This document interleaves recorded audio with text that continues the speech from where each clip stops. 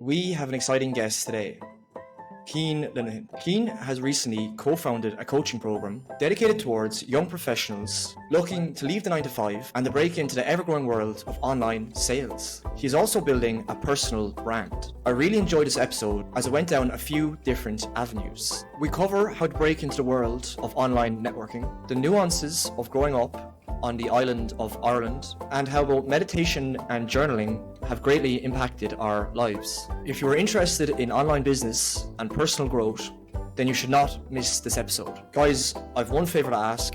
If you like the videos and if you like the channel, please could hit the subscribe button. It'll help me grow the channel and put out more videos just like this one. Cian, how are you today? I'm doing well, John. Cheers for having me on. It's a privilege. Yeah, no, it's my absolute pleasure, Cian. You're doing a lot of very interesting things at the moment. You're building your own personal brand online, and I also see you have your own coaching business that looks really interesting. How did you find yourself in a position where you're building a personal brand and running your own coaching business? I could go on. There's lots of things which influenced it, but I guess primarily over the last 18 to 24 months, I've been grateful for being introduced to new people who have been building or built personal brands. Just speaking with these guys online, perhaps meeting them in person, do my own research, and you kind of get a taster and a feel for the way other people are living, and they're doing it through personal brands, through their own interests. And I saw that and I said to myself, right, this is the way forward, as opposed to where I kind of was, which was traditional singles, essentially, here in London. But mainly from the people I just stopped speaking to and surrounding myself with, I would say. Cool. So your network had like a big influence. When you huge.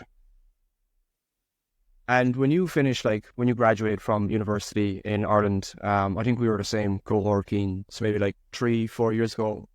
Did you imagine did you always want to be an entrepreneur? Did you always think that like putting out content online was something that you'd like to do or build a personal brand, or did that only happen when you met the network? Like, was there kind of a shift in your identity there? So not necessarily the whole putting out content and building the personal branding side of things, to be honest with you. No. I mean, 6, 7, 8 years ago, I did get really hooked into watching YouTube, kind of the early fitness scene, you could say. And that kind of opened my eyes. But it was more so the fact that I just didn't want to go down the typical Irish corporate route from university. You know, I was always one to say to myself, I would never really go into your standard 9 to 5. If that's not me, I'm going to do something of my own. Whatever that was going to be, I had no idea, to be honest with you, John. But it was more so not wanting to go down the traditional path of just a normal 9 to 5, which is kind of the way in Ireland to an extent. It was more keen to go.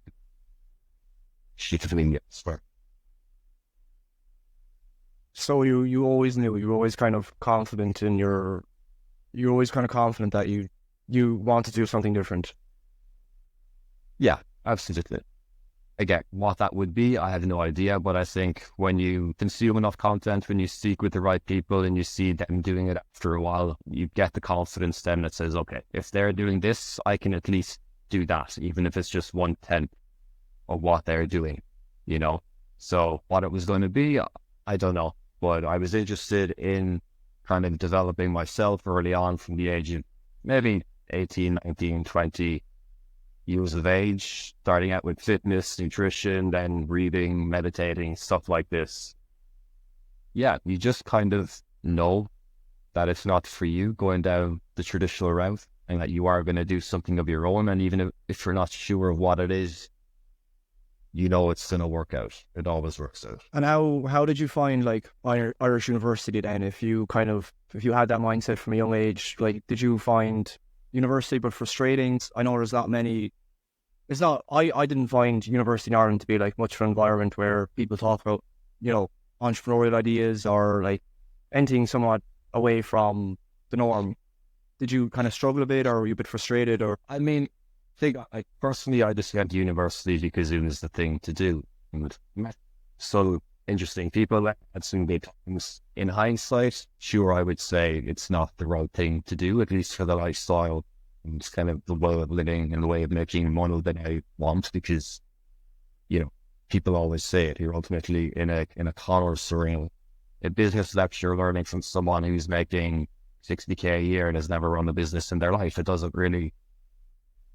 But I'm grateful for some of the people I met there and some of the places I ended up going to as a result of meeting people from university who I wouldn't otherwise have met.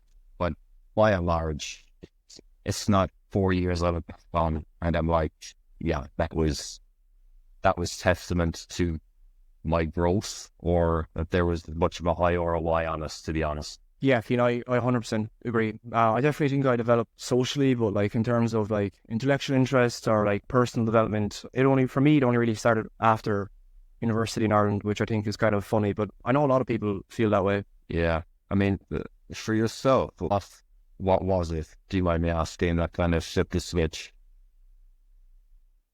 Yeah, for me, it was definitely traveling. I've been working remotely in tech for like the past 4 years. During COVID, actually, I moved abroad. That way I kind of like moved social groups and like got to meet new people and got to see new ideas. And similar to yourself, like I started watching like a lot of YouTube, a lot of content online, like listening to entrepreneurs and people who are just doing anything different. And that kind of changed my mindset a small bit. And like, I think another big factor is like moving away from like the drink culture in Ireland. Like, I don't want to point my finger and say like, if you enjoy drinking, you're a bad person or I think I'm better than you. But I think it does help. It really did help me personally anyway, just to move away from that kind of culture and that environment. Yeah. I mean, look, I've definitely had my days in Cork City when I was 18, 19, 20, 21 years of age in that culture. I didn't think any differently at the time, and I wouldn't judge anybody who's in that. Ultimately, you do look back and you're kind of like, what is this? What am I doing? And it's easy to judge people who are then doing it now because you're more aware of, what else is out there. But I was absolutely part of that for a while. But I think, maybe around third year in university, when I was 2 years left, I was like, okay, something needs to change here. And definitely I echo what you're saying in terms of the travel. And this is one thing I am grateful for from university, is that I met a friend who's one of the greatest friends I've ever had. And he was in New York for a while on a J1, but working like full on. It wasn't a typical J1 where you just continue the Irish culture in America. But it exposed me to like New York City, and I went there twice. And that's kind of ultimately how I ended up in London, because I saw big New York City, the vibe, the abundance, and I wanted that in Europe. But also I got to test out other places, like I went to Italy for an Erasmus, for example. I travel, which makes you aware of what else is out there, who else is out there. It just flips a switch. So I definitely echo what you're saying when it comes to travel. So you don't think you'd be on the same trajectory if you didn't travel, or was it that significant, do you think? It's significant, and I wouldn't say it's just like travel, like going to a place here and there for a week, like a couple of holidays each year. I think it's being dropped into a completely different environment where you're just out of your comfort zone. So maybe not so much travel as opposed to moving away from home, I think is more important, like getting out of Ireland. And I don't mean going from Cork to Dublin or Cork to Belfast to Cork to Galway. I mean like going from Cork to an entirely different world. I think that's what I mean by travel, in terms of living and adapting to a new culture where you're just completely out of your comfort zone, and where there's people all around you who are achieving things you just seem fantastical to you. They seem impossible, and that's why I love London as well. Getting out of your comfort zone and just seeing different realities, like really can help you like look introspectively and kind of realize what you actually want or why you're actually doing something. Absolutely. You mentioned like networking was a big thing for you, and you met guys who were putting out content online and building their brand, and that kind of got you thinking, like, how does someone get into networking? If someone's in like Irish university at the moment and they're listening to this, like, and they feel like, I don't know how to approach this. Like, what tips would you advise someone to get into the best network or to start networking? Yeah, that's a great question, John. I think it's worth mentioning, like I preach on networking now with people in my own community. I preach about it on LinkedIn, in person, but the whole concept of networking was never something I even considered maybe until 2.5 years ago. Like I moved to London out of university, no job, nothing set up, no network. There's successful people everywhere in London, but I couldn't find them. I was like, oh, it's still them. It's very difficult. Everybody's a bit cold. Like, it's still them. And it's a bit difficult to do in person. I think unless you're open to meeting people online, it's going to be difficult for you to find like your people to build your network. And ultimately, online communities, whether free or paid, are an incredible way to meet people who are already living the lives that you want to live, already have the friends that you want to be friends with, already going to the restaurants every week that you want to go to. It's just a matter of finding these people. And there's no better way to do that than online. You know, you can join communities. You can literally, for example, if you were in London and there's a cool restaurant you want to go to, like you literally can just go into the Instagram location to see who's been there over the last few weeks. Maybe there's a couple of cool guys going there your age. You check their profiles and they look somewhat entrepreneurial or interested in the same things as you. Drop them a DM, invite them for a dinner the next week in a similar style restaurant, and there you go. I can get started. So there's many ways. Online is what I would stress. You can do it in person, but for every one person that you meet in person in the real world, you'll meet 20 online just as quick. Yeah, it really is. It really is the future. And so you said meeting people online is a great way to network and a great way to meet people. Like, how do you maintain these relationships if it's all online? You start online and you ultimately meet them in person, you know? So if I run through my experience, like the first course, for example, I ever purchased was around $1,500. I was shitting my pants because I thought this might be a scam. It's an online community. It's a lot of money. When I did my due diligence, I joined, and honestly, John, within 1 week, I had more Zoom calls, so one-to-one like this, with entrepreneurs and killers than I had in my entire life. And they were reaching out to me because they saw I joined and they wanted to get to know me. They wanted to keep me accountable. And ultimately, there was about 200 people in the group at this time when I joined. And you can't gel with everybody. People have different interests, different values. But ultimately, once you have enough like one-to-one chats just to get to know people, you find your group. You understand who you gel with. And that's what I found. 5, 6, 7 guys I got along with really well. And once it came to the summertime, they were saying, hey, Cian, I'm going to host an event here in Montenegro for the week. It'd be great if you could come along. And like that, a couple of weeks later, we're in Montenegro sharing an apartment or a villa with 5 other guys. You're literally making money. You're just exposed to them in the real world. And when you're there, they'll introduce you to more people. Yeah, it's just fine. You get online, find you gel with, get to know them. But then ultimately you do need to meet these people. So, you know, like anything, how you kind of maintain any friendship, just text people on them, catch up with them, check in on them, how are they doing? But you can't see the in-person interaction. But again, it kind of starts finding them offline. And there's like a lot of skepticism online about like certain online courses. Like I've heard other people speak similar to you have, how they have really made huge impacts on their lives and like they've really like opened new doors and new opportunities. But I was wondering, like, what sort of criteria do you have for like finding a good course, or is there anything you would look out specifically for someone? Honestly, I would just think, who would I enjoy having dinner with, and where are these people? And the people who you want to have dinner with are probably a few steps ahead of you. You know, you want to be the dumbest in the room most of the time, at least. You want to be learning. You know, do they have similar values to you? Do they maybe have the asset which you want? Do they have the friends that you want to be friends with? Like, I would really just think of, you know, in sales, we think of our ICP, our ideal client, essentially. Well, okay, who's your ideal friend? What do they look like? write them down. Where are they in the world? You know, are they online? What do they do? Form that description and you'll find them online based upon that criteria. And oftentimes it's a lot easier than you think because these people also have the same creators who they watch as you. For example, their YouTube homepage probably looks the same as yours to an extent. If you go into these creators, they're probably in the groups which you should be in, and you literally just check these creators' links in the description. They might have a cohort, a course, a community. They're probably already in there. So it's a lot closer. Everybody's a lot more tied together than you might say. I find it very interesting how pragmatic you are about it.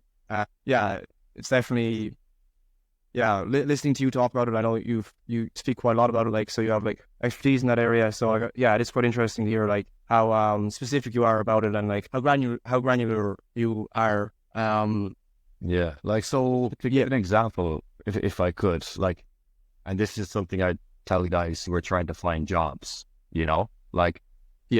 on my YouTube homepage recently, a guy's video came up and he was talking about how he makes 50,000 a month and he's living in Cape Town.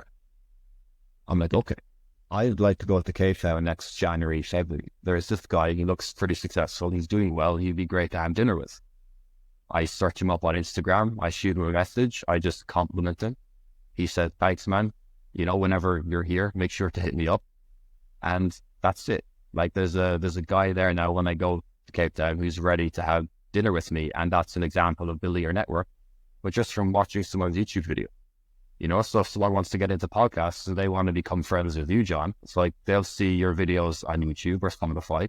They should send you a message with you, and then if it's genuine, they'll probably build some sort of friendship relationship. You mightn't talk every week, but you're there for them when perhaps they want to launch. Sounds you're in there.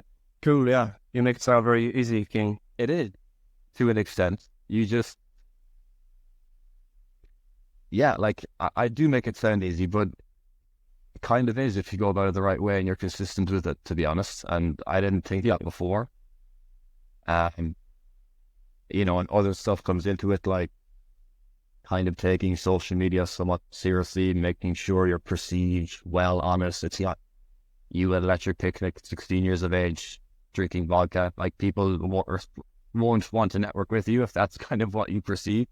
So there's a whole different route that could go down. But yeah, it's not too difficult. Did you meet any of your business partners through networking, or did you meet them in university for your current coaching program? Yeah, so I run in the coaching program with two other guys from England. One I actually played soccer with, and the other two networking. Got you. Would you find it you're obviously running this program with two other guys, and would you ever, when you're looking for a business partner, would you find it hard to trust someone, or what sort of personality traits would you look in someone that you want to do business with? I mean, I wouldn't. I'm not at the position yet, unfortunately, where I get opportunities thrown at me, put it that way. But with the people who I have done business with or been doing business with, they just need to have similar values and a similar outlook to me. And the guys who I'm running this program with, we are very aligned with what we want down the line. And not just 12, 24 months. I'm talking 10, 20 years into the future. Where we want to live, how we want to live when it comes to familial scenarios, everything, our values are pretty well aligned, and we're also not best friends, we kind of knew each other and we'd say hello to each other and we would chat, but we weren't best friends. So it's not we're combining a friendship with a business friendship as well, which a lot of people will say you should kind of keep separate, never do business with friends. I don't know about that, but it just works well.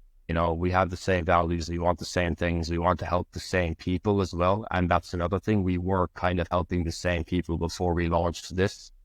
So it just really made sense to team up as opposed to going at this individually.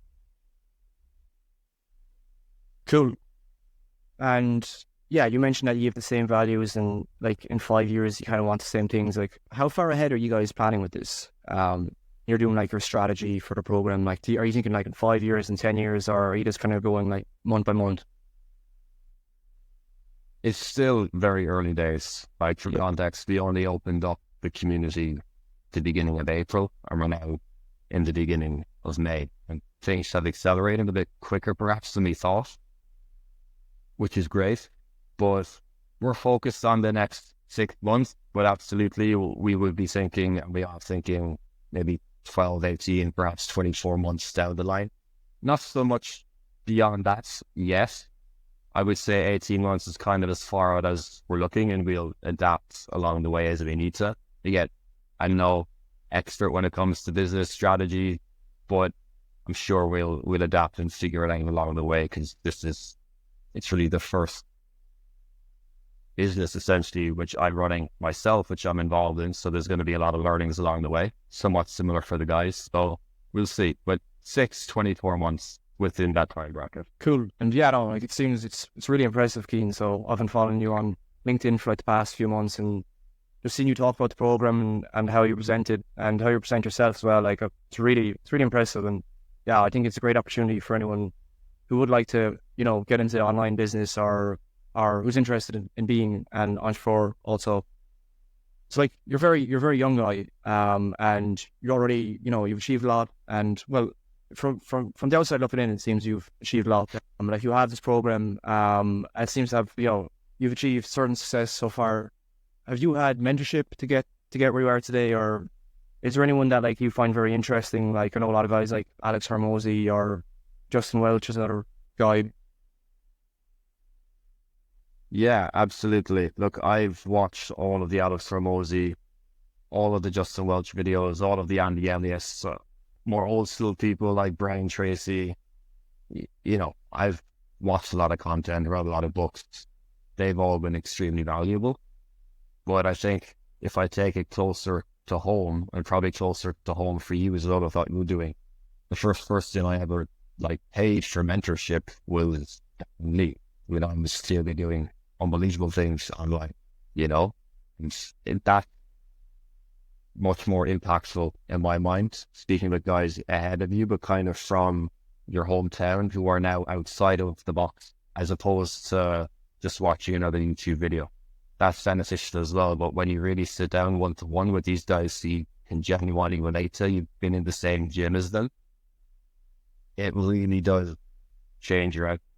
So that was the first time I invested money in Mentorship, and was the scholarship for the courses, which I practiced the words, for example, like networking one, which I didn't say earlier in the podcast. I know there's sort of really started with speaking with someone like Ranger, like Strike the Stranger was just shit. Yeah, I couldn't agree more. Me and my buddies, we've been following Darley's podcast since it started, so it's just pretty mad to see like the way it progresses. And yeah, it's so relatable. Like when you see someone who like a familiar face or someone like who was in your position achieve success, like it really does get you thinking.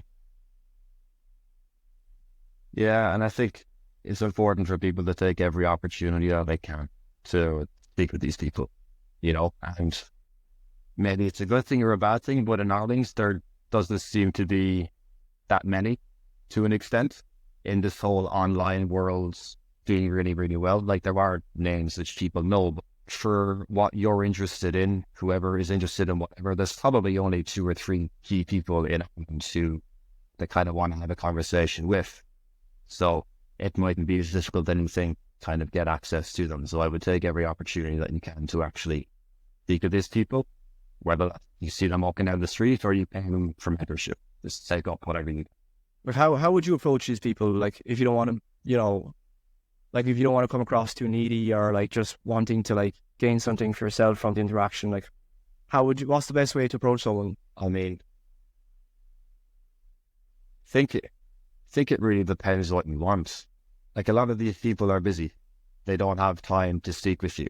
Now, if you send them a message and you compliment them and so on, like I'm sure some of them will acknowledge it, others won't, because they get so many messages every day.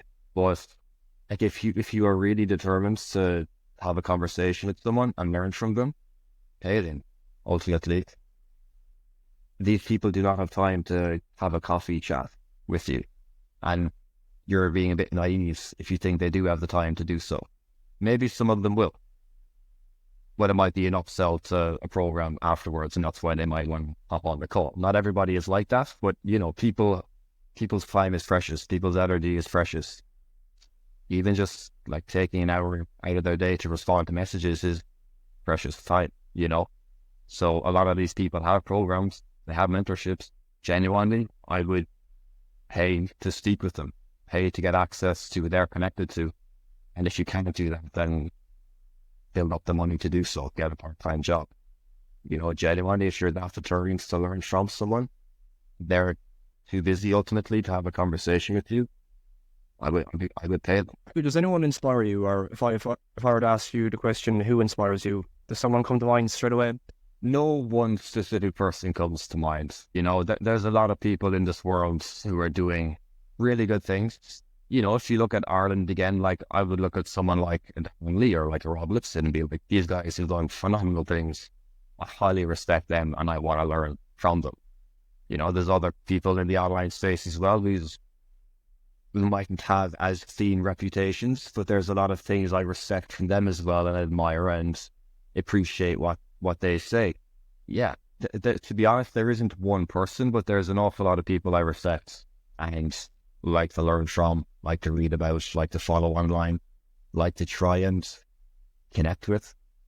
But there's no one overrating person, to be honest. More so these 5-10 guys, and I'm going to learn as much from them as I possibly can. Cool. Yeah, it is kind of a tricky question. Like, who's your one hero, or like your one idol? But yeah, I mean, maybe one person will come to mind. Not an idol, but someone who I look at and I'm like, right, they really have it checked out. Chris Williamson, you'll know in the world. I was at one of his shows recently here in London. Like, that guy is impressive. He's not too left, he's not too right, he's extremely steady, he speaks incredibly well. I was at his live show and I don't think he said one filler word during the show, and it was like, wow, it's impressive. That might be a bit dorky for some people to hear, but like, that's really impressive to me. He's someone who I think very few people dislike, maybe because he's not as polarizing as other people in the world online are. But she's someone I look at, and he's been through the nightclub scene, the Love Island scene, everything like this, and to see him kind of go from the lads to like, really successful guy is like as well, to say the least. Yeah, I couldn't agree more. He's definitely someone that'll be on top of my list also. He's just so measured in what he says, and he's so articulate, and you can tell like he really thinks about things. So mentorship was important to you, Cian. Traveling was also important to you for your development. Have you ever had moments of like solitude or being on your own? I do like to travel on my own. Yeah. For example, we're now in May. I just spent the month of January in Argentina on my own for the month. Prior to that, I spent a month in Madrid on my own, and I live alone. So I do spend a lot of time alone. Before I hopped on this podcast with you, I was owning the cafe journey. I really value my alone time and myself. Lived with 5 people, I've lived with 4 people, I've lived with 3 people, and now I live alone, and I don't think I would have it any other way, to be honest with you. But I also think there's something really beautiful and impactful of going abroad to somewhere like in Argentina or wherever it is, spending time alone for a month. Doesn't have to be a month, just a few days. Not zoning out, but just being in a different world. And it's a really good time to reflect. And I think that's a very important thing to do, because being somewhere like in London, for example, 2 weeks can go by and you're just seeing the same thing and you're walking around and then you might look up and all of a sudden it's June, it's July, it's August, you haven't taken a moment to stop and reflect. Yeah, it's important for sure, and something I believe I do get a bit itchy after a while. I know when they leave at least or then a month, maybe okay, I need to go home to Ireland and spend a week in the West Fork and just sit in nature for a week, but smell the fresh air and take it really. I think reflection is really, it's so important. And yeah, it makes a lot of sense to me, Cian, that you spend moments in kind of solitude, and you talk about journaling because, you know, you do come across a very reflective kind of purpose-driven, I'd say, person. But, you know, it's very clear that, you know, you think a lot about things. Yeah, I think sometimes we can find it difficult or almost weird to do this reflection. When I first started journaling, I might do it in public for the first time, and I'm like, is anybody looking at me? I'm here writing. I'm on a book, having a coffee, and I'm not on my phone. It feels very strange. But now I can't think of something which is more important to my daily habits to an extent as journaling. You know, just writing down goals, writing down what's on my mind, brain dump onto the page. And it's also a very powerful thing because, like, I have some old journals here next to me, and I can read and then look at what I was saying in, for example, 2019. And when you see stuff that you wrote then about what you would like your future to look like, and your future is now that, that's incredible. It makes you smile and appreciate stuff you have done. But also you see stuff there which you haven't achieved, and you're like, okay, shit. I need to get to work a small bit here. So it's a great way of keeping you accountable as well, more so than anything. Interesting. And when did you start journaling? 2019, around then, I would say. Yeah. You know, and not like similar. I wasn't ingrained in the daily habits, morning routine. Like, I've read all the books, and, you know, I've had days where the first, like, 4 hours of my day was a morning routine. Like, I would get up at 6 and my day didn't start until 10 a.m. Like, that's not how it's supposed to work. I'm going through that, but I think maybe you kind of have to go through that phase to realize that's not how it needs to work. You can still do this in an hour, you know, or half an hour, 10 minutes, however much time you have. But 2019, I would say, and like anyone, it's a very powerful thing to do, especially if you live on your own, for example, or maybe you don't have the friend yet who you can kind of open up to or have these conversations with. Getting this down on paper is a really, really great way of expressing it. Yeah, I agree. It's super therapeutic. And yeah, I also started around 2019, and I remember doing it in UCC and stuff, and doing it in university, and people kind of, they're thinking they're a bit weird. Yeah. Yeah, it's been more weird though. Yeah. It does. Yeah. Honestly, man, I probably looked at people as well journaling for the first time, and I was like, what the fuck are they doing? That's a bit weird. You know, the first time I went to a cafe and started journaling, I felt weird. The first time you probably went to a cafe or a restaurant and you were reading a book on your own, having dinner, as opposed to being on your phone or with someone else, that feels very strange. And I guess it is to most people in the world. It just has to be done. Yeah, I agree. And, you know, it might seem strange to 80% of people, but then some people will look at you and say, man, I'd love to be that guy, or I'd love to be as confident as he is to do that. Yeah, but people will notice it after a while as well, in terms of, honestly, your energy, how calm you are, how steady you are when you're speaking with people, you know. And I think it's when people start mentioning it to you. Like, for example, I was in a store recently and I was just buying a watch, for example, and the lady, she's a saleswoman, and she'll say that she needs to say in order to get me to buy the watch. But she was like, you know, you're very calm, like your energy are very easy to deal with. It's seems as opposed to what we sometimes might deal with, you know, from the public. Hearing stuff like that is nice because it tells you, right, this is actually making the lives of other people a bit more enjoyable as well, and they will see. So it's not just for yourself, like by bettering yourself, by becoming a bit more steady, a bit more calm, you're also making conversations with other people more enjoyable for them. Yeah, and I actually 100% I noticed that from your content also. I thought you came across like super measured and super reflective also, so I definitely noticed that also, Cian. Yeah, and it's kind of why I was like, this guy would be very interesting to chat to. While we're on the topic of your content, I saw one of your videos, you talk about like, you write down your 20 goals every day. Can you tell me a bit about that? Do you still do that, or? Yeah, of course. That That's a good question, John. And this is something I love talking about, to be honest. How it came about, I joined, again, an online community called Capital Club. A guy, Luke Belmar, runs this private community, and I joined it. And one of the speakers inside the community was Brian Tracy, so big business guru, basically. And he was talking about how every single day you need to write down your top 10 most important goals for that year every morning. And I have other friends who I met online through this community. They were saying how they've been doing it. I'm not sure, 13 days, 60 days, 90 days, they would cross these stuff off. So I began doing it. Like I had goals for the last couple of years, but they didn't all come true. Most of them didn't. But in January, when I went to Argentina, I started writing down my top 10 most important goals for the year every day. And within 60 days, like 4 of them were crossed off. You know, and some of these are 3-month goals, 6-month goals, 12-month goals. Yeah, actually, it's a few people. One of the goals on something along the lines of, no, it was exactly, I live in a full amenities skyrise apartment in my perfect city. And I share this. It's 3 months later, almost to this place long, essentially. And that would go much far.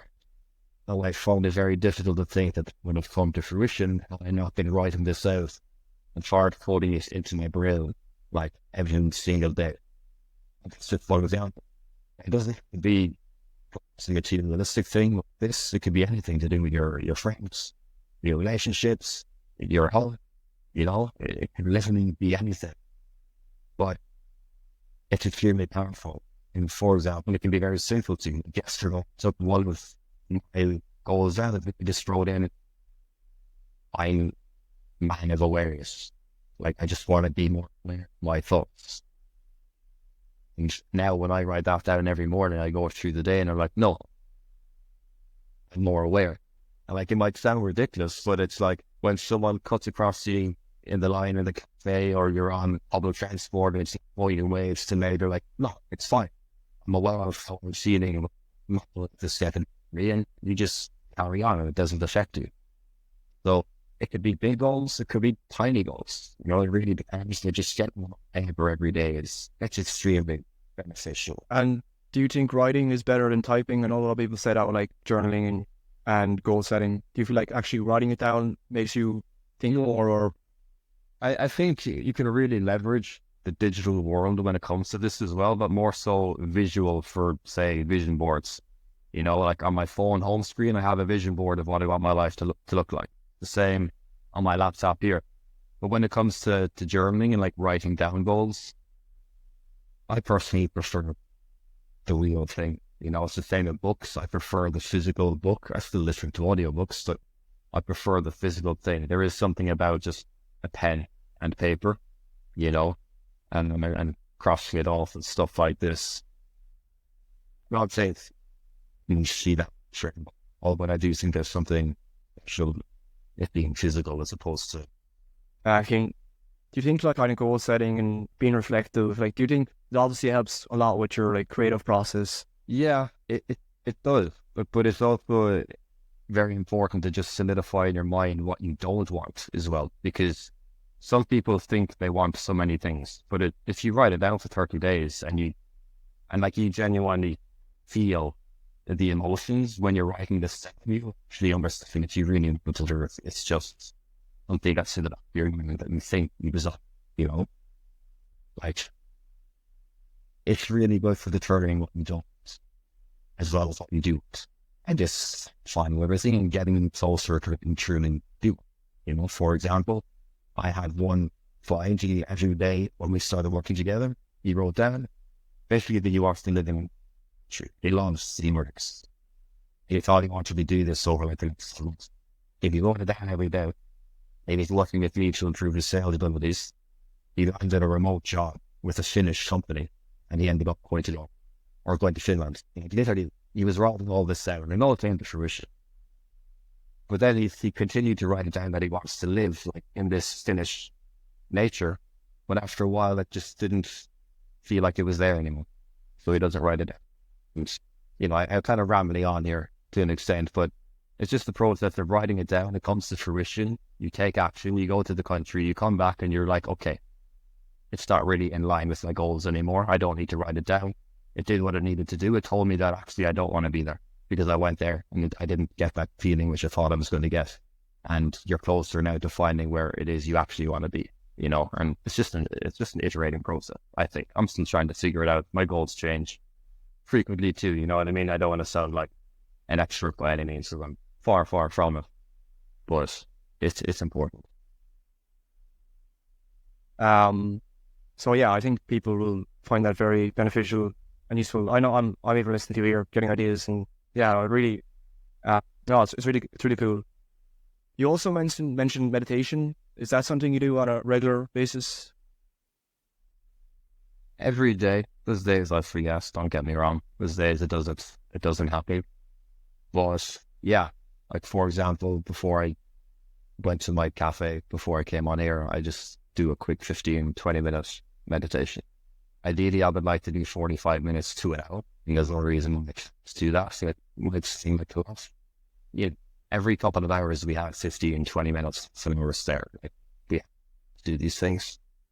So that's another thing along with journaling, which I say is really instrumental when it comes to just becoming a bit more aware, becoming stuff like this. And probably first came across this again somewhat around the same time I started journaling. So books like The Room, for example, from Paul or Sam Harris, Waking Up. I read his book and then downloaded his Waking Up meditation. In the beginning, you're like, well, it's just like, this doesn't work. It's just thoughts coming into your mind and you're saying to yourself, oh, I can't meditate. And be able to sit there and be in stillness for half an hour. Well, no, of course you can't. Like, nobody can. But it's not until you realize the whole point of this is just, again, you're meditating, but you're just trying to, the next thought comes into your mind. Just be aware of it and watch it fade away. And again, it comes back to then applying that to the real world when you're driving and someone cuts across you and as you're about to put the, the hand on the horn and actually drive, then you become aware. Actually, what I'm about to do, my thoughts, not stems from something meditation. There is purpose to it. It is beneficial, as difficult as it might be to kind of do sometimes. Have you found your head, Cian, with the Sam Harris meditations? He does a meditation where he makes you look at an object and then the virtual gaze. Yeah. When something about it. No. Okay. You weren't expecting that question. No. I thought just saying when you're looking at the object and the object is looking back at you and you need to seize it. Yeah. The closest I can get is to like trying to picture myself in the third person. Put it that way. Yeah. But I'm sure we'll get there at some point. Yeah, I'm sure with consistent practice, you won't find it. So do you think? Yeah, I meditate also, and I think it's like really beneficial. And I find like if I'm meditating consistently for 20 minutes a day, I'm like a completely different person. Like I'm just not anxious and very present, and just a lot more like kind of joyful. What would you say to someone who's interested in getting into meditation, but they've tried it and they say it's not for me? Would you have any advice to someone? Because I find it very hard to like say, oh, you'll be more present, and then they're like, what's present mean? And then it's kind of abstract. It is very abstract, and honestly, the thing, like immediate answer comes to mind because it is the sort of thing which a lot of people are simply going to do because you don't see instant results from it, and it can kind of feel very weird. But I would just say, stick with this. Like, there's a reason people do it. Maybe watch some podcasts or read some books on meditation, actually in your brain, and, chemicals and so on.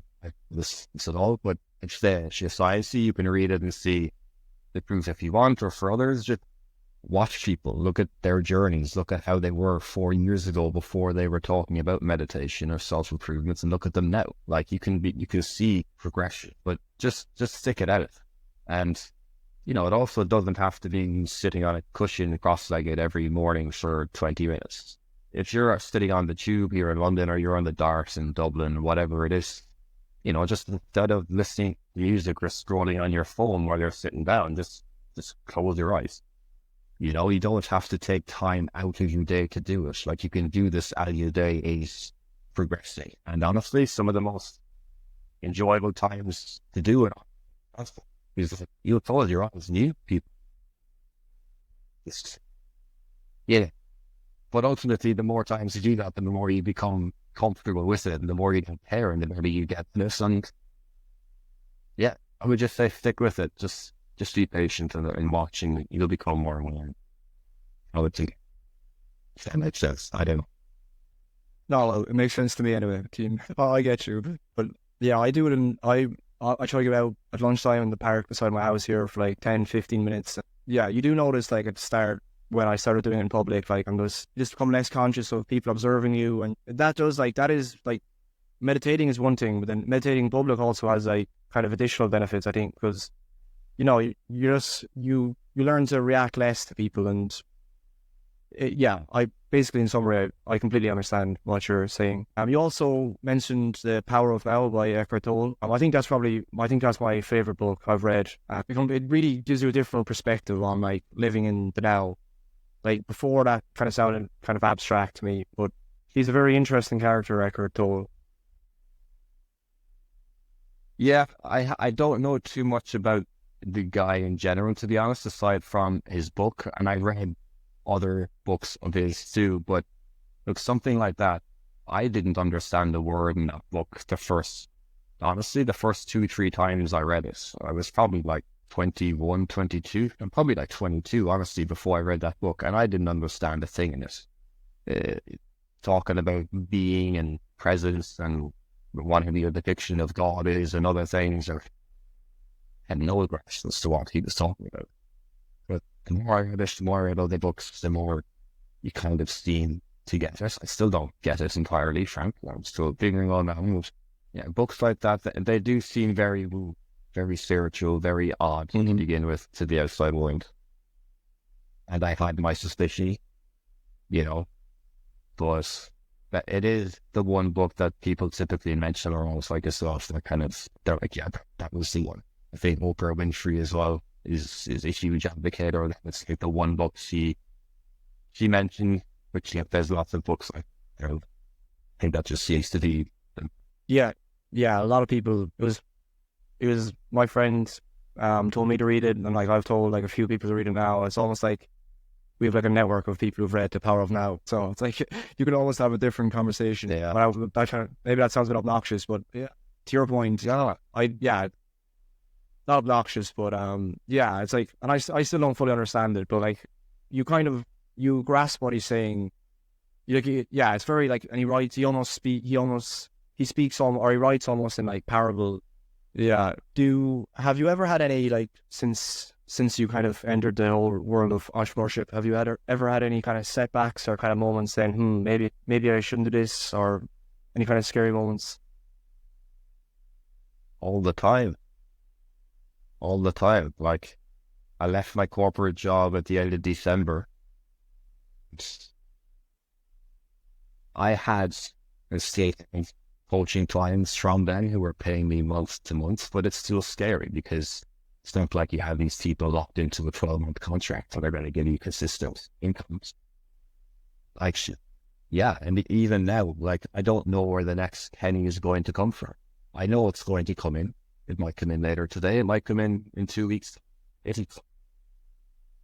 But you just have to kind of accept that, okay, this is what gives me comfort in knowing where, like, entrepreneurship is in the mall is the thought. It's the alternative. The alternative is, I can see the financial district here in London window. I can, like, usually almost pinpoint the building that I'd be back in. If this doesn't work, it's like, that's the alternative. Not an alternative that I'm going to allow. So this is just how it is. You need to get comfortable with the fact that there's going to be ups, there's going to be downs, far more downs than there, at least to the beginning. Experiencing so far, it's all rosy, and you kind of mentioned at the beginning that it looks as if I'm doing well. Perception is a bitch. That's what I'll say. There's a lot of you need to take everything you see with a pinch of salt, like everything you see with a pinch of salt online as well.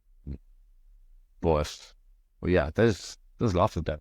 You just become comfortable with them by asking yourself, okay, what's the alternative? The alternative is you go back to a 9 to 5, which might be fine. Like, I don't want to sound like I'm shitting on that at all.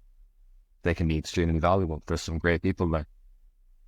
But if you ever want to go back to that, it gives you comfort saying, okay, this is just, it's quite the work. There is no alternative. And like, have you got pushback from your parents? Have any of your mates kind of said, have you, like, maybe at the start, like, did any of your social group kind of judge you a bit or kind of advise you to not pursue entrepreneurship? There's a couple of people in my work environment. They were saying, Cian, don't underestimate the power of like a base salary and consistent income coming through each month. And there's a lot of burden when you have to look after, your own company, setting up tax structures, all of this sort of stuff. But, those are people a lot older than me I didn't exactly look at and say to myself, right, you're living a life that I want to live. So I took that with a pinch of salt. When I look closer to home, my family were always supportive of what I do, and the friends that I have, honestly, 95% of the friends that, atheists, they living the life which I wanted to live. I become familiar. I kind of with these people, even still just getting into these rooms before the transition with people who I speak with on a regular basis were nothing but encouraging me. If anything, they were saying, like, you need to do it. With the goals you have for what you want to do, with the people you want to help, you owe it to yourself, and then to quit this job and go all in on yourself.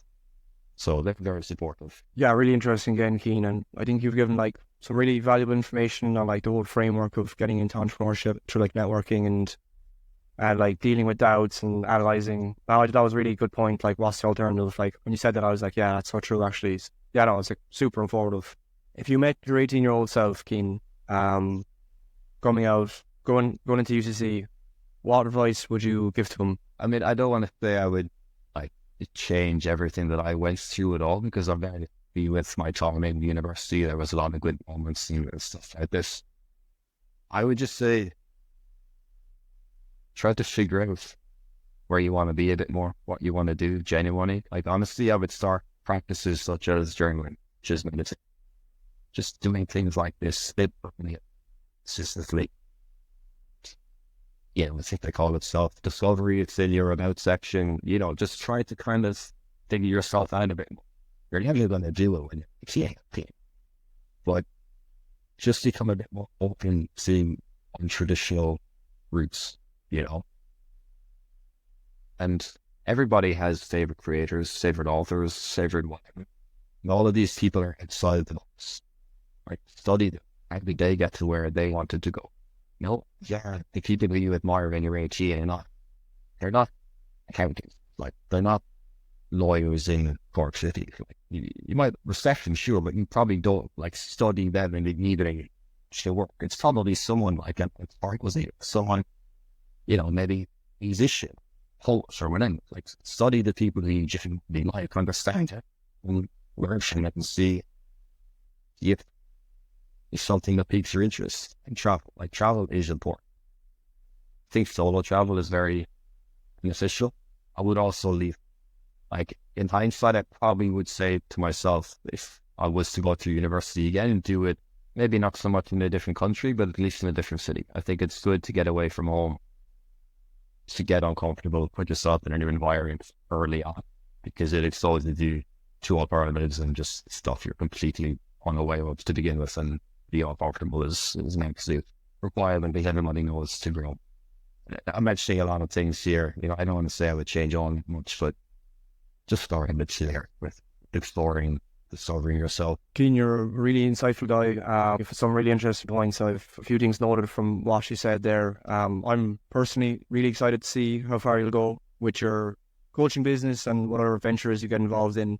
It was a super informative conversation, and really appreciate you coming on the podcast today. Likewise, John. Privilege to be on at the service stage, and no doubt you're gonna skyrocket. I appreciate it. Yeah, pleasure is all mine.